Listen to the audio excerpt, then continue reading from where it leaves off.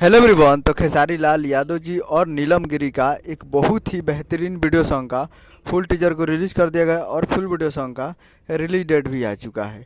और इस गाने को लिखे हैं कुंदन प्रीत जी और इसमें म्यूजिक दिए हैं प्रियांशु सिंह जी।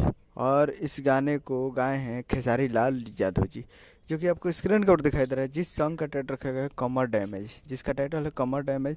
और ये फुल टीजर रिलीज हो चुका है और वीडियो में है खेसारी लाल यादव जी और नीलम गिरी जी, फिट में है नीलम गिरी जी। और ये बहुत ही बेहतरीन टीजर है। क्या टीजर है, आप देखिएगा तो मज़ा आ जाएगा। ज़बरदस्त टीजर बनाया गया है और इसका वीडियो तो और ज़बरदस्त होगा, तो आप लोग तैयार रहिएगा। और ये फुल वीडियो सॉन्ग को रिलीज़ किया जा रहा है। Full video song releasing on 22 अगस्त 2024 को सुबह 6:30 AM पे ये फुल वीडियो सॉन्ग को रिलीज़ किया जा रहा है। और अभी तक आप टीजर नहीं देखे तो आप लोग जाकर टीजर देख सकते हैं Aaradhya films Bhojpuri YouTube channel पे।